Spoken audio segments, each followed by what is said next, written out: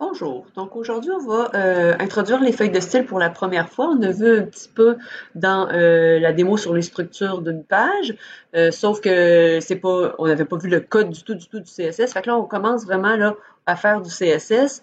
Donc la première chose qu'on va aller faire dans notre site, donc par exemple, j'ai une page ici, c'est d'aller se faire un dossier pour mettre notre fichier CSS. Un peu pareil comme le même principe qu'on faisait un dossier pour les images, on va aller se faire un dossier pour le CSS.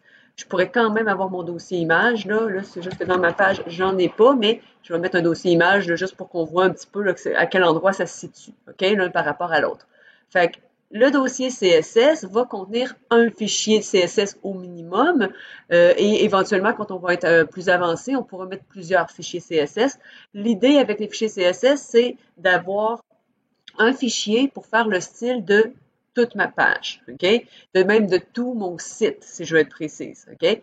Donc, je vais commencer par me faire un fichier ici. Je vais l'appeler, par exemple, style au pluriel, par exemple, .css, quelque chose comme ça, ou général, je pourrais l'appeler général pour dire que c'est mon CSS général ou quelque chose, OK? L'idée étant que je veux mettre là-dedans l'ensemble des styles pour mon site. Puis là, ben, éventuellement, je vous disais, il pourrait y avoir plusieurs fichiers. Si j'arrive sur une de mes pages HTML où j'ai vraiment du CSS particulier que je veux ajouter, ben, au lieu de tout le temps tout rajouter dans le fichier style principal, je pourrais aller me faire des fichiers spécifiques pour chacune de mes pages pour des ajouts particuliers. OK? Mais au début, notre site est tellement petit qu'on va pouvoir facilement le tout mettre dans le même fichier. Je vous montre un petit exemple avant de commencer d'un site qui va nous permettre de comprendre un peu aussi à quoi ça sert le CSS. Fait que oui, mettre du style, donc mettre des couleurs, des emplacements, c'est donc un look dans notre page, mais c'est quand même très, très puissant. Fait que je vais vous montrer ça avant de commencer. Avant d'apprendre à faire notre propre CSS, je vais vous montrer un site qui utilise le CSS juste pour vraiment montrer la puissance du CSS, là, puis pour vous donner une idée complète là, de où est-ce qu'on va s'en aller. Peut-être pas tout de suite au début, hein, on est débutant, mais tranquillement, là, qu'est-ce qui est possible de faire. Donc, ce site-là, en fait, il y a plusieurs personnes, on les voit ici à droite, qui ont fait du CSS pour le même site. Okay? Donc, c'est le même site, mais avec des looks différents.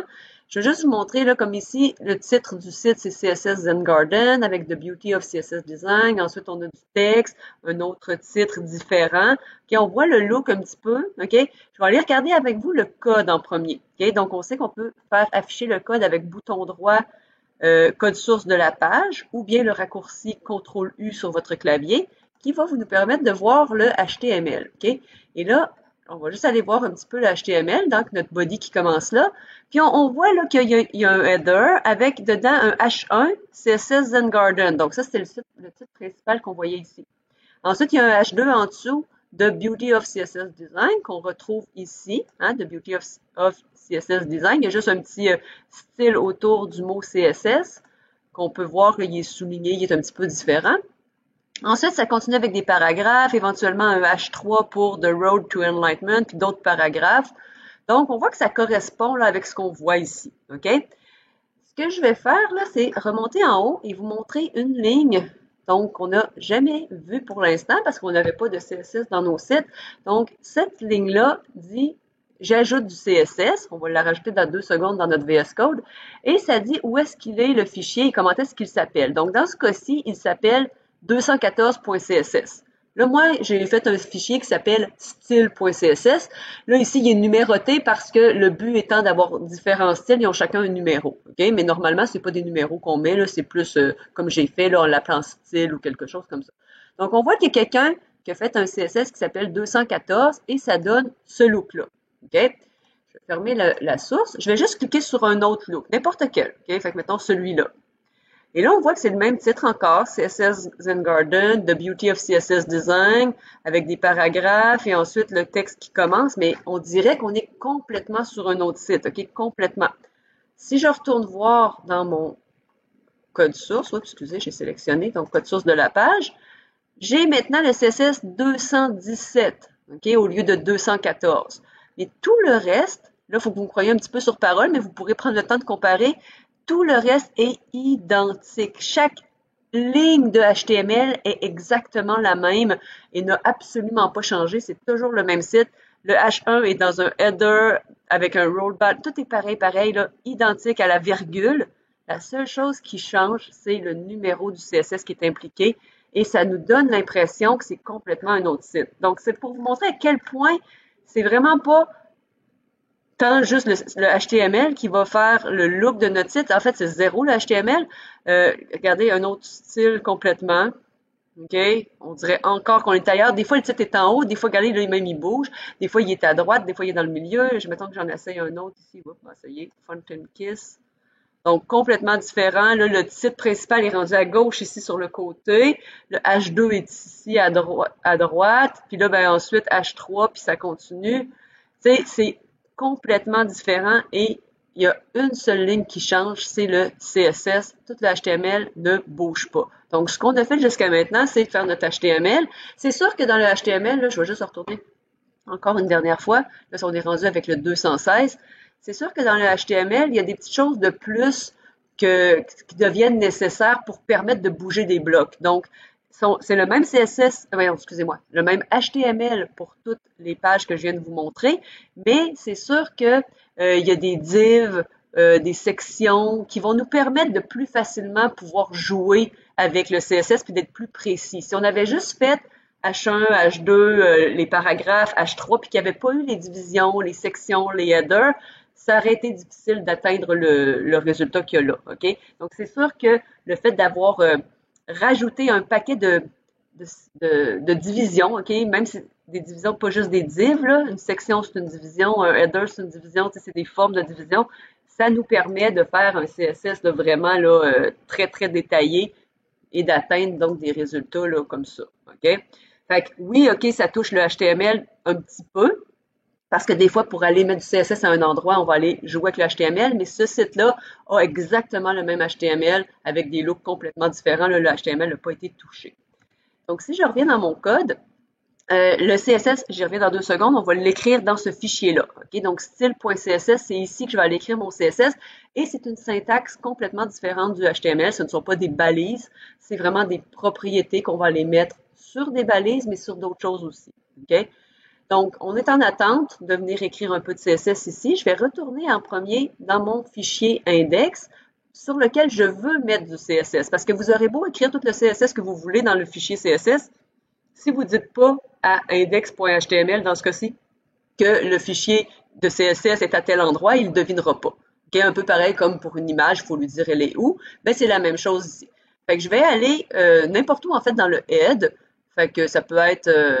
bon, mettons après le title ou avant le title, c'est pas vraiment important. Je vais aller écrire link. Et en commençant à écrire link, vous voyez qu'il m'offre plusieurs sortes de lignes différents. On va se servir donc de CSS à partir de maintenant à toutes les fois parce qu'on va toujours avoir du CSS. Puis on va apprendre un petit peu plus tard à rajouter un favicon. Le favicon, c'est la petite icône qui est dans le haut de l'onglet, un peu comme ici, là. Là, c'est sûr que je ne suis pas sur Internet, mais c'est l'équivalent de ça, mais dans notre navigateur. Donc ça on va le faire plus tard. Mais là, aujourd'hui, CSS, fait que ça m'écrit le lien. Ça me met par contre un autre fichier par défaut qui n'est pas tout à fait ce que j'ai besoin. Hein, ça ressemble, je l'ai appelé style avec un S, là, il n'y a pas de S, mais aussi, très important, moi, il est dans un dossier et là, il ne l'est pas. Fait que si je veux qu'il le trouve, il faut vraiment que je lui dise c'est dans le dossier CSS, et je vais aller aussi rajouter mon S. Hein? Fait qu'un peu pareil comme pour avec les images, il me l'offre quand il trouve le fichier. Donc, c'est pour ça aussi que je l'ai fait avant. Ça me permet d'avoir l'intelligence qui vient m'aider là quand je vais enregistrer mon nom de fichier. Fait qu'à partir de ce moment-ci, ça veut dire que si j'écris des choses dans mon fichier CSS, ça va les appliquer sur ma page. Là, présentement, ça ne fait pas grand-chose. Je veux dire, je n'ai pas encore écrit aucun CSS, ce qui fait que sur ma page, j'ai exactement la même chose que j'avais avant de commencer. En fait, je ne vous l'ai pas montré avant de commencer, mais on voit bien qu'il n'y a pas de CSS ici. Hein? Donc, là, je vais commencer à aller faire un petit peu de CSS sur des petites choses. Fait que, par exemple, je me dis, j'ai un seul H1, ça serait le fun qu'au lieu d'être en noir comme ça, qu'il soit d'une autre couleur, par exemple, qu'il soit centré, etc. Donc, il y a plusieurs, ou une autre police de caractère, une autre grosseur. Donc, il y a vraiment plusieurs possibilités qui s'offrent à moi quand on parle de texte, parce que là, je suis juste sur le CSS du texte pour l'instant. Vous allez voir que On peut faire du CSS sur toutes sortes de choses. Là, je commence par le plus facile, jouer avec le texte. Éventuellement, on va rajouter des bordures, on va rajouter, on peut faire vraiment n'importe quoi. On peut déplacer des choses dans l'écran, donc mettre une couleur de fond, etc. Donc, on va y aller petit bout par petit bout. Fait que là, mettons que je me dis que mon H1, ça serait le fun qu'il soit d'une autre couleur. Fait que je m'en viens dans mon CSS, puis je dis, ben, H1, ouvrez l'accolade. OK? Donc, tout ce qu'il va y avoir à l'intérieur de l'accolade, c'est des choses qui vont être modifiées sur le H1. Des choses que le style va être modifié. Hein? N'oubliez pas que CSS, ça veut dire Cascading Style Sheet. Donc, style, c'est le mot important là-dedans. Ça va changer le style. Fait que là, pour être capable de changer la couleur ou, bon, peu importe, n'importe quoi sur mon texte, il faut que je sache les noms des propriétés CSS qui existent. Fait que ça, je vous l'ai mis en référence, évidemment, dans le PowerPoint, mais aussi, vous pouvez rapidement chercher sur Internet, là, par exemple, CSS, propriété, je commence à écrire, puis déjà, il m'offre Properties List, etc. Vous pouvez trouver en français aussi, ça change absolument rien, là, si je vais avec propriété, mettons, puis là, il va me donner plein de sites. Et évidemment, quand on a la liste des propriétés, au début, là, en fait, c'est nécessaire parce que vous ne les savez pas par cœur. Donc, on a, ici, là, je trouve que le site de Open Classroom est quand même bien fait pour ça, parce que les propriétés CSS sont par catégorie. Donc, tout ce qui a rapport avec la mise en forme du texte, voilà, c'est tout ici. Ensuite, les couleurs, la couleur de fond, il y a toutes les propriétés. Ensuite, tout ce qui a rapport avec les boîtes, donc les blocs, hein. Ensuite, bon, une autre catégorie, le positionnement. Bon, fait qu'il y a plein de catégories comme ça. Ça peut nous permettre de trouver facilement les choses. Sinon, juste dans mon site, j'ai mis aussi une autre référence ici que je trouve bien, Quackit, qui est différente. On a vraiment toutes les balises qui sont listées là en ordre alphabétique. Fait que quand on sait à peu près ce qu'on cherche, c'est pas si pire. Sinon, à gauche, on a les catégories. Donc, quand je veux avoir des choses qui ont rapport avec l'alignement du texte, bon, etc. Donc, on peut jouer un petit peu avec ça. Donc, on a des catégories un petit peu plus bas ici. OK? Donc, on peut... l'idée étant, on a besoin de savoir un petit peu où est-ce qu'on s'en va. Là, moi, je les connais un petit peu, tu sais, les propriétés, mais on s'entend, vous avez vu la liste, il y en a beaucoup. Même moi, je les connais pas toutes. Il y en a que j'ai jamais utilisées parce que on se rend compte à un moment donné que c'est toujours les mêmes qu'on sert. Tu sais, on veut aligner, on veut changer la couleur, on veut, tu sais, changer la font, la police de caractère. Là, je vais aller changer la couleur. Fait que, il y a l'intelligence en plus de VS Code qui va vous aider. Il va vous offrir des choses. Il y a des choses là-dedans qui n'ont pas nécessairement rapport. Fait qu'il faut quand même vérifier, là. Mais en général, c'est quand même là, des choix possibles. Fait que là, color, c'est la propriété que je veux changer sur mon H1. Fait que je marque le nom de la propriété, 2 points, et ensuite la valeur que je veux donner. Fait que ça va toujours être sur cette forme-là. Valeur, 2 points, non, l'inverse. Propriété, 2 points, valeur. Si je veux mettre d'autres choses, je mets une virgule et je continue. Propriété, 2 points, valeur, propriété, 2 points, valeur. Et ça va s'appliquer à mon H1 parce que c'est à l'intérieur des accolades. Donc, par exemple, ici, je me dis, OK, quelle couleur je voudrais avoir? Là, je vais faire quelque chose de temporaire. Je vais mettre une couleur en anglais, donc red. On voit que VS Code, il est gentil, il me met même un petit carré de couleurs sympathique qui me permet de voir c'est quelle sorte de rouge, entre autres, ça va me donner. Je dis temporaire parce que c'est pas une bonne pratique de mettre les noms des couleurs. OK, on voit que quand je reste dessus, VS Code est gentil, il va me permettre d'aller choisir avec beaucoup plus de détails et c'est mieux d'y aller comme ça. Fait que par exemple, si je veux choisir une sorte de rouge précise, ben je clique dessus et gentiment, il est allé me changer mon red pour RGB, c'est-à-dire red, green, blue, et là le code de couleur pour ce rouge-là. OK? Donc c'est sûr que les couleurs pures, tu sais, des fois, on a tendance à vouloir les écrire en mots. Vous pouvez toujours, quand c'est des couleurs vraiment, là, tu sais, black, white, mais en général, là, c'est vraiment les codes qui sont privilégiés. Ça peut être des codes comme ça en RGB, red, green, blue, ou des codes en hexadécimal. Donc, ça revient au même, c'est la même chose. Juste une petite parenthèse, là, toutes les couleurs sont codées de 0 à 255. Donc, si, par exemple, ici, pour le red, green, blue, là, disons que je n'aurais pas eu le petit truc pour m'aider à choisir, il faut que je mette un chiffre entre 0 et 255 pour dire la quantité de R, donc la quantité de red dans ma couleur. Fait que mettons que je vais avoir rouge, rouge, rouge. Je mets 255 maximum. OK? Je peux mettre n'importe quel chiffre entre 0 et 255. 0, ça veut dire pas de rouge du tout. Puis 255, ça veut dire le rouge au maximum. Je mets une virgule. Je mets ensuite la quantité de green, hein, le G. Donc, je veux 0 vert. Et ensuite, la quantité de blue. Excusez-moi. Je mets 0 blue. Fait que ça va me faire le rouge pur qui est dans la palette. Puis si je veux pas rouge pur, ben, comme je vous dis, vous laissez avec la souris et éventuellement le petit color picker va apparaître puis vous pouvez aller choisir autre chose. Mais vous pouvez donc comprendre aussi les codes. Tu sais, c'est la proportion de rouge, la proportion de vert, la proportion de bleu dans chaque couleur. Fait que j'enregistre ça et je m'en vais voir ensuite le résultat juste pour voir si ça fonctionnait. Évidemment, il faut que j'enregistre. Et là, je m'en retourne sur ma page que j'avais pas ouvert. Ah oui, j'avais ouvert ici. Donc, je vais rafraîchir et on voit que ça a bien fonctionné et que j'ai du rouge sur mon H1. Si j'avais plusieurs H1 dans ma page, tous les H1 seraient automatiquement en rouge. On va essayer d'ailleurs avec le H2, par exemple. Je vais y aller avec encore une couleur. Là, des H2, il y en a plusieurs dans ma page. Hein, j'en ai un là, j'en ai un autre ici et j'en ai un troisième ici. Donc, si je m'en viens changer la couleur, là, je sais que je vais écrire RGB.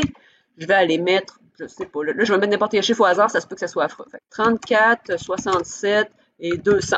Fait que là, j'ai une prédominance de bleu. La seule chose, c'est que vous ne pouvez pas mettre plus que 255, puis ça va vous donner une couleur qui a l'air à pas trop embarquer. On va voir. On va sauvegarder, puis on va aller voir qu'est-ce que ça donne comme couleur. Oh, pas fort. Qu'est-ce que j'ai fait?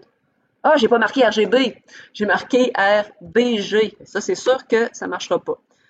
Fait que, on inverse. Et c'est une sorte de bleu, comme j'avais dit, à cause que j'ai mis beaucoup de bleu. Tu sais, 200 dans le bleu. J'ai mis un petit peu de rouge, un petit peu de vert.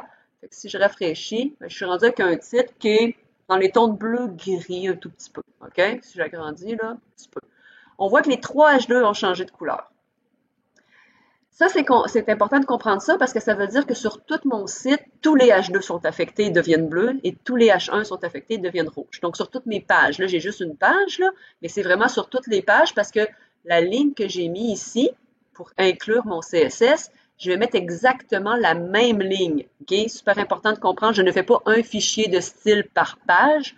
Je prends le même fichier de style et je le mets sur toutes mes pages. Ça, c'est ma base. Quand je vous ai dit au début qu'on pouvait mettre d'autres fichiers de style, c'est en supplément après avoir fait un fichier général. Donc, pour l'instant, il n'y en a pas de deuxième fichier puis de troisième fichier. Il y en a seulement un.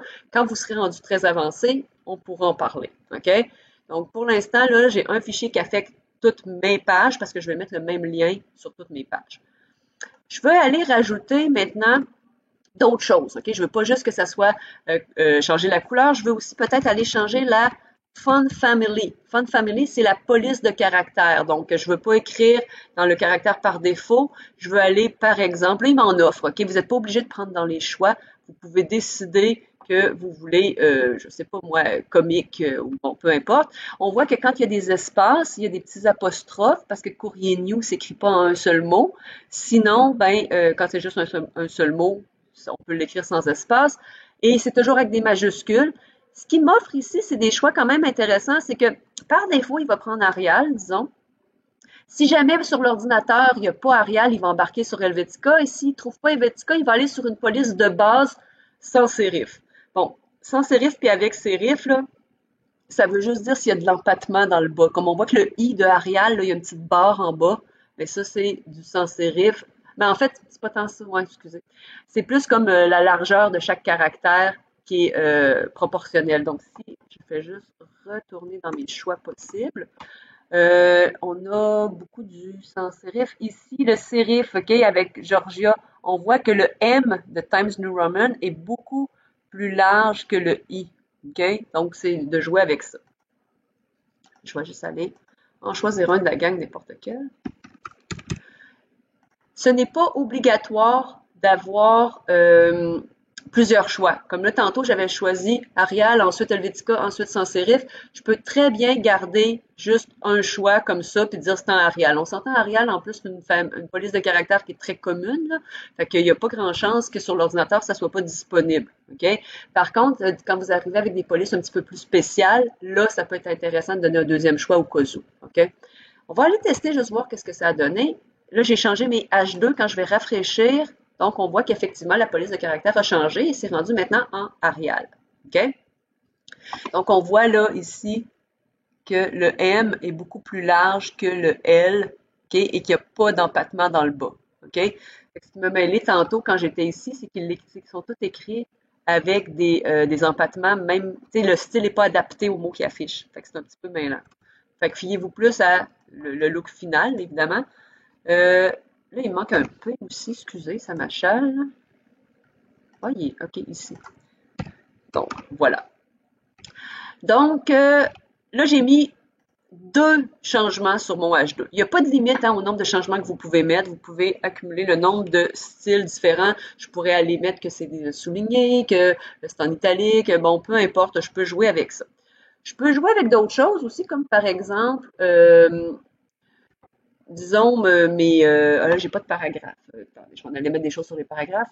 Disons que je veux que les listes ici n'aient pas de puces. Hein? On en avait parlé quand on a commencé à voir les listes. Je vous ai, en fait, avant de voir les listes, on avait des énumérations, mais on n'avait pas encore les listes. En mettant les listes, peut-être que ici, les puces ne m'intéressent pas. Je voudrais pouvoir marquer les 3 éléments, mais sans avoir la puce, par exemple. Fait que là, je pourrais aller lui dire que tous les LI n'ont pas de puce. Là, c'est important de bien réaliser dans ma liste ici, c'est-tu le UL qui a la puce ou c'est le LI? Parce que tout dépendant de qu'est-ce qui est porteur d'une puce, il faut que je fasse mon CSS sur le bon élément. Si je fais mon CSS sur un mauvais élément, dans certaines situations, ça marche quand même, dans d'autres, pas du tout. Fait qu'il faut vraiment que vous fassiez attention. Fait que des fois, c'est une petite erreur qu'on fait au début. Fait que là, le LI, je voudrais lui enlever la puce. Avant de l'enlever, juste pour le fun, on va aller la changer. Fait que par exemple, list style, là encore une fois, vous prenez votre liste de possibilités de propriétés, parce que vous les connaissez pas nécessairement, puis vous pouvez aller jouer avec ça. Fait que mettons que je dis, OK, je vais mettre un carré comme puce à la place. Fait que je m'en viens voir ici, et effectivement, j'ai des carrés. Sauf que là, j'ai des carrés partout. Ce qui est un petit peu un problème, parce que avant d'avoir mis ça, excusez, les commentaires, quand on est dans le CSS, c'est seulement le slash étoile qui fonctionne, le slash slash ne fonctionne pas. Donc, je rafraîchis. Avant d'avoir ça, j'avais des listes à puces et ensuite des listes à numéros.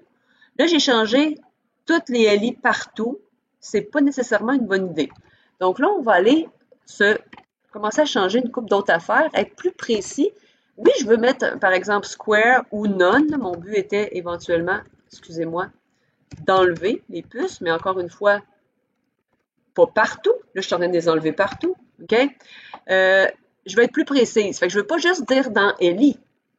Je veux dire les LI à tel endroit. Donc ça m'oblige à faire des petits changements dans mon HTML. OK? Donc, premier changement dans mon HTML que je pourrais faire, c'est d'aller dire que cette liste-là, par exemple, elle pourrait être à l'intérieur d'une division, par exemple. OK? Donc, je pourrais mettre ça dans une division. La division est une section, c'est la même chose qu'une section, qui n'a pas d'autre effet visuel que moi, dans mon HTML, me permettre de regrouper mes choses. OK? Donc, déjà, ça a déjà un effet de regroupement. Et si j'ai des divisions un petit peu partout dans mon code, on va voir que je vais pouvoir les identifier puis jouer avec mon CSS de façon plus précise avec ça. Donc, la première chose que je vais faire, c'est d'aller dire, vu que j'ai juste mis une division à cette liste-là, puis j'en ai pas mis aux autres, ce que je pourrais faire, c'est dire comme ça, les LI qui sont à l'intérieur d'une div. Donc, quand je fais un espace comme ça veut dire que la balise qui est à droite doit être à l'intérieur de la balise à gauche pour que ça soit cette propriété-là qui soit appliquée. Donc ici, ça voudrait dire qu'un LI qui n'est pas dans une div ne sera pas affecté. Donc, ça pourrait faire mon affaire pour l'instant. Je vais aller rafraîchir ici et je vois qu'effectivement, les 2 dernières listes ont retrouvé leur puce ou leur numéro, mais la première, elle, n'a pas sa puce. OK? Donc, c'est une des façons de pouvoir préciser à quel endroit seulement on veut appliquer du CSS. Mais c'est vraiment juste une des façons. On va en voir tout de suite une deuxième. Parce que qu'est-ce que je fais si je veux affecter celle-là d'une façon, mais celle-là d'une autre façon, puis la troisième d'une autre façon? À un moment donné, je vais mettre des diffs partout, puis je vais avoir le même problème. Hein? Donc, ce que je vais faire, c'est que je vais aller me rajouter une classe, par exemple. OK? Donc, je vais aller dire que ça, c'est la div référence, parce qu'on voit que j'ai des références beaucoup à l'intérieur. Fait qu'il faut que je lui donne un nom quelconque. Fait que je vais l'appeler référence au pluriel. Important, là, de ne pas mettre d'espace et pas mettre d'accent. C'est vraiment pareil comme un nom de variable, hein. Donc, j'y vais avec référence, pas d'accent, comme ça, tout en minuscule. Si jamais vous avez plusieurs mots, séparez-les par des traits d'union, OK? Parce que les espaces sont interdits, OK? Fait que j'y vais avec classe référence, ce qui va me permettre dans mon CSS que, au lieu de dire les LI qui sont dans une div, je vais effacer div, puis je vais dire plutôt les LI qui sont dans la classe référence. Et là, la façon de dire la classe référence, c'est pas de juste écrire le mot référence comme ça, parce que quand on écrit juste le mot, lui, ce qu'il fait, c'est qu'il cherche une balise qui s'appelle référence, mais on n'a aucune balise référence. Hein. Les balises, à date, on a appris bon, les H, P, LI, UL, IMG, A, strong, M, header, nav, etc. Mais on n'a aucune balise qui s'appelle référence. Donc, on voit aussi que la couleur, il l'a mis en blanc parce que ça veut rien dire. Mais je veux pas de balise référence, je veux une classe. Fait que je vais lui indiquer que c'est une classe en mettant un point en avant. Fait que le point, ça va indiquer une classe. Pareil comme on avait déjà un petit peu vu que le dièse indiquait un ID. Hein, on va y revenir parce que ça va nous servir dans le CSS aussi. On avait vu ça quand on avait vu les encres. Donc, le point veut dire une classe. Ce qui fait que si je reviens et que je rafraîchis, j'ai le même résultat que tantôt, c'est-à-dire que ma première liste est affectée par ma propriété CSS, pas les deux autres, mais j'ai un code qui est plus précis parce que si jamais je rajoute une autre div ailleurs, imaginons que je mets aussi une div autour de cette deuxième liste-là, bien, la première liste seulement va être affectée et non pas les deux. Hein? Comme là, j'ai une deuxième div qui n'a pas de classe, qui n'a rien. Je rafraîchis, elle n'est toujours pas affectée. Tandis que si je remets ça comme avant, là, je suis rendu que j'ai deux listes qui sont affectées parce que j'ai deux fois des LI à l'intérieur d'une div. OK? Fait que des fois, on veut être plus précis, des fois, on veut être moins précis. Ça dépend des situations. Donc là, au moins, vous savez comment ça fonctionne. Qu'est-ce qu'on pourrait rajouter d'autre? Je pourrais aller rajouter, par exemple, que je veux que, à la fois, je vais mettre ça plutôt ici, une chose aussi que je vous ai pas encore dit, mais on essaie de garder les styles plus généraux au début, puis d'aller vers les trucs plus précis en descendant dans votre CSS. OK? Fait que, par exemple, j'irai pas mettre, mettons, un truc de H2 ici, parce que j'ai quelque chose de très précis avec ma classe ici. Deuxième raison pour laquelle je n'irais pas mettre un H2 en bas, c'est aussi que je l'ai déjà mis en haut.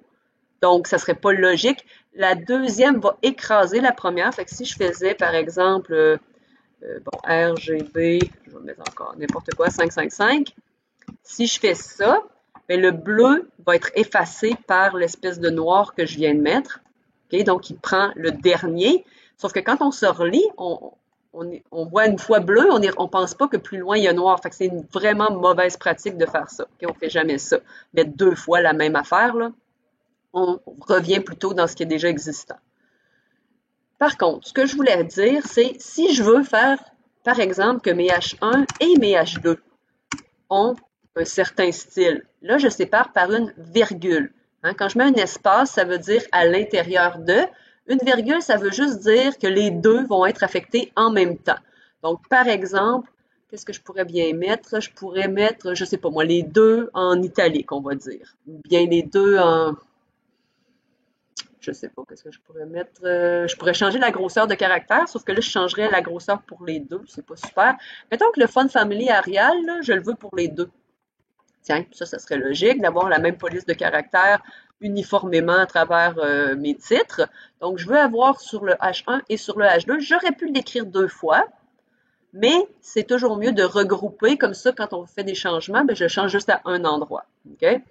Donc, je vais aller rafraîchir et on voit que maintenant, mon H1 aussi est rendu en Arial. Donc, on vient d'apprendre que la virgule nous permet de cumuler différents on va appeler ça des sélecteurs CSS, parce que des fois, c'est des balises, mais des fois, c'est d'autres choses.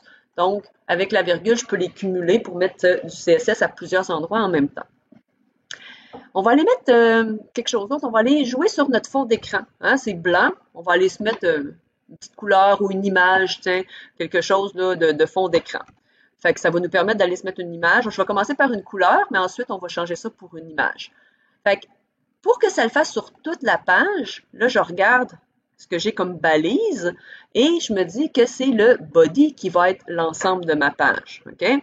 Donc, je m'en viens, excusez-moi, sur mon CSS ici. Et le body, c'est plus général que le H1, fait que je le mets en haut complètement. Hein, quand je vous dis on part du général au particulier, ben, le body, c'est le plus général que je peux pas avoir. Là. Fait que ça va toujours être en haut si vous voulez faire des changements sur votre body. Et là, je veux changer la couleur de fond. Donc, la couleur de fond, c'est Background Color. Là, on voit que ça me l'offre ici dans l'intelligence. Et là, je peux aller choisir une couleur, mais souvenez-vous, hein, on essaie de ne pas prendre des mots. Donc, RGB.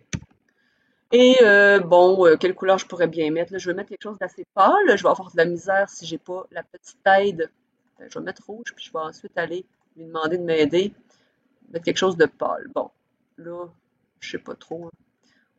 On va y aller avec un petit turquoise pâle. Là, je vous garantis, ça sera pas beau, hein, à la fin, là. Le but, c'est de vous montrer comment ça fonctionne. Fait que je sais qu'on va peut-être avoir des petits hauts le cœur avec les couleurs que je choisis, mais c'est pas grave. Fait que j'enregistre ça et je m'en viens voir maintenant mon résultat. Quand je rafraîchis, j'ai mon petit turquoise pâle. Il y a quand même assez de contraste. Okay? Je voulais une couleur pâle parce qu'il faut quand même qu'il y ait toujours un contraste de couleur là, assez important pour qu'on lise bien. Je sais que des fois, là, il y en a beaucoup comme ça, faire des sites très foncés, là, mais il faut qu'il y ait un bon contraste parce que sinon, on n'est pas capable de lire. Puis quand vous êtes capable de lire, vous avez probablement des meilleurs yeux que moi. Moi, je suis peut-être pas capable, malgré que je suis pas pire, j'ai des lunettes. Pensez à une personne âgée, okay?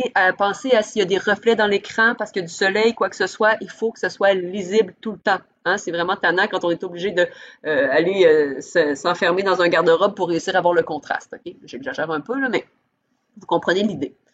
Donc, j'ai mis une petite couleur de fond avec ça. Qu'est-ce qu'on pourrait faire d'autre? On pourrait... Ah oui, je sais, on pourrait centrer toute notre page. Hein. Ça pourrait être intéressant que ça ne soit pas tout à côté à gauche. Donc, pour centrer la page, on a déjà appris une balise au cours précédent sur la structure d'une page qui nous permettait de, justement, je vous avais fait la page centrée, mais j'avais déjà fait le CSS en arrière. Fait que je vais vous montrer ce que j'avais fait exactement.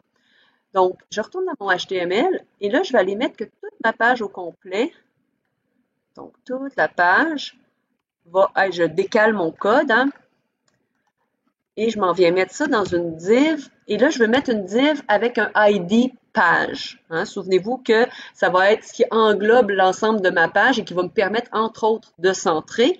Et là, vu que je veux mettre un ID, je peux écrire ma div puis rajouter le ID par la suite, mais je sais d'avance que je veux mettre un ID, fait que je peux utiliser les raccourcis. Fait que je pourrais tout de suite faire dièse page, Enter, et il va automatiquement me faire une div ID page. Puis là, ben, c'est sûr qu'il me reste à déplacer la fin pour aller mettre ça au bon endroit.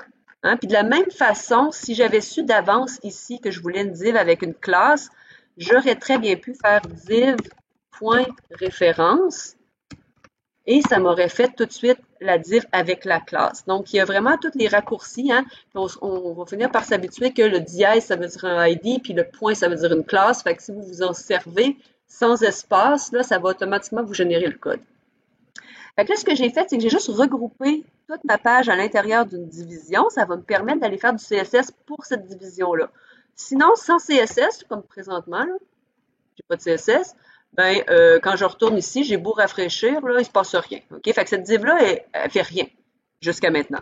Elle va faire quelque chose quand je vais mettre du CSS. Fait que les divisions, là, c'est des blocs, mais c'est des blocs qui, à part d'être un bloc, là, ils font rien. Ils font pas d'espace. C'est comme un paragraphe, il y a quand même un espace entre chaque paragraphe. Un H1, en plus d'avoir des espaces, il met le caractère gras et plus gros.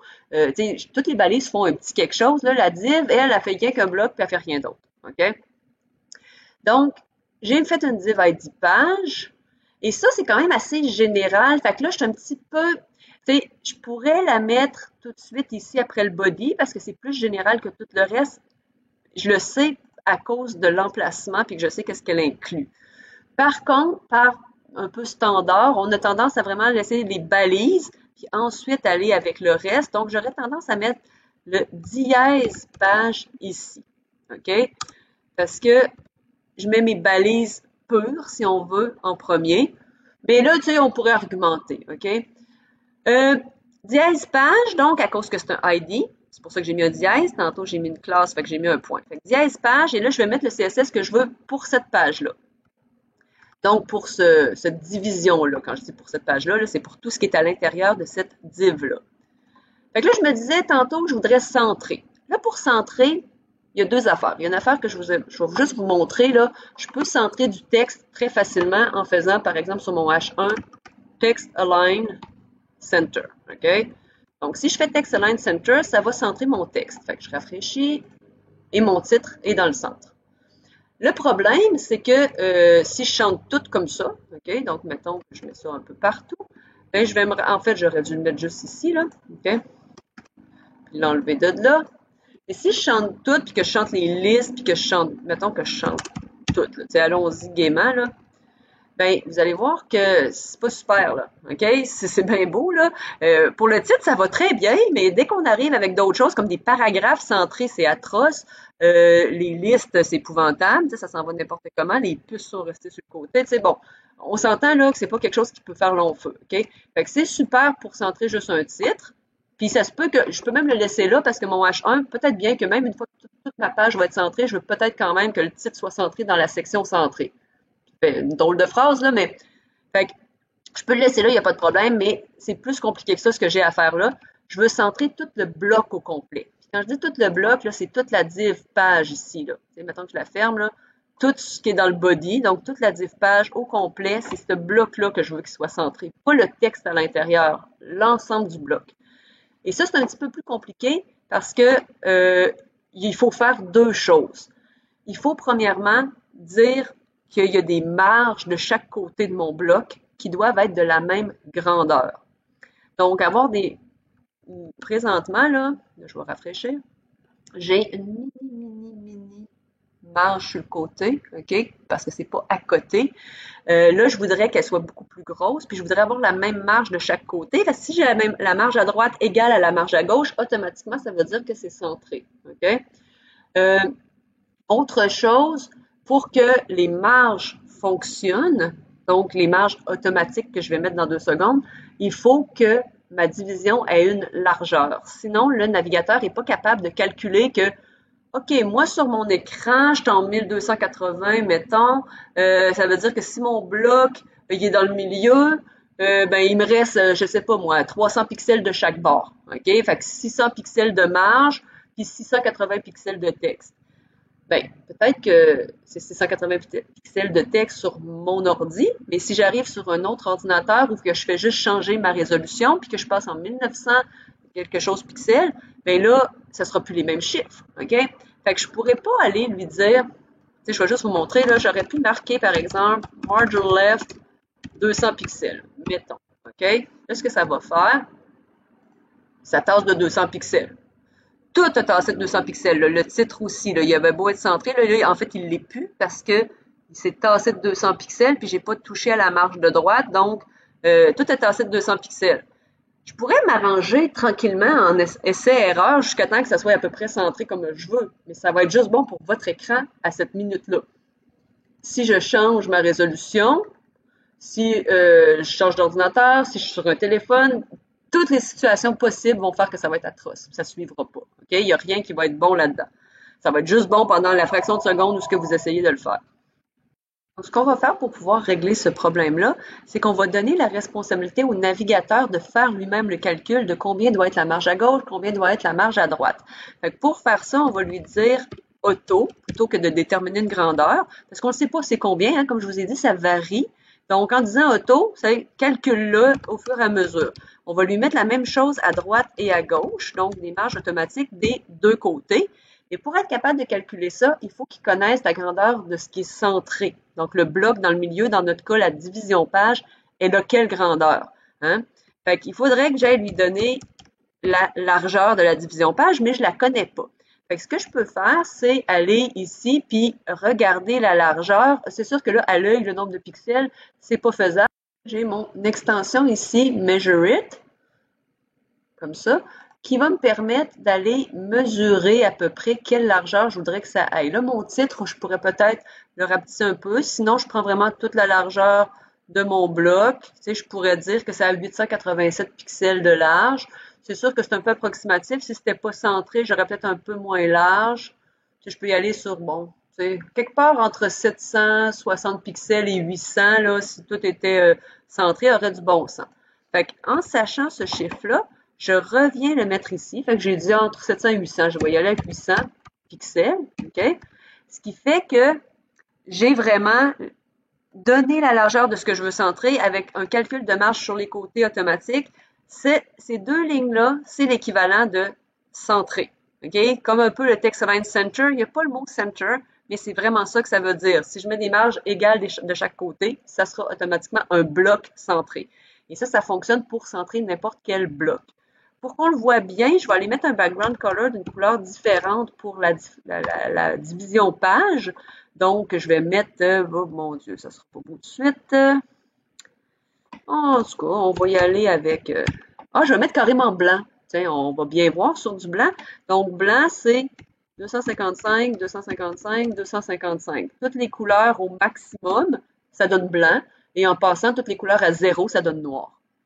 Donc, j'enregistre ça et je retourne voir mon bloc blanc qui est complètement centré. Là, c'est pas le texte que j'ai centré, c'est vraiment le bloc, donc mon 800 pixels. Fait qu'on voit que c'est pas pire, ça me donne un petit lousse de chaque côté de H1. Si j'avais pris plus étroit, j'aurais peut-être été un peu coincé. Là, c'est sûr que maintenant, je peux rajouter aussi des marges pour pas que les titres soient complètement à côté sur le côté. Ça serait des marges sur mes H2 dans ce cas-ci. Éventuellement, là, j'ai pas de paragraphe, mais si j'avais des paragraphes, ça serait aussi à côté. Ça pourrait être intéressant dans ma div page d'aller me rajouter un petit peu de padding, OK, ou bien des marges sur mes H2. OK, là, on rentre dans quelque chose d'autre. Je vais revenir sur ces concepts-là là, dans un prochain cours. OK, la différence entre padding et margin, c'est un concept quand même là, qui vaut la peine de s'y attarder. Là, pour l'instant, donc, j'ai centré ça. Juste avant de terminer, je vous avais dit peut-être une image de fond, OK, plutôt qu'une belle couleur comme ça. Donc, si je m'en viens ici, à la place de mettre background color, j'aurais pu, par exemple, mettre background image. Donc, background image, c'est un petit peu différent de quand on mettait un chemin pour l'image.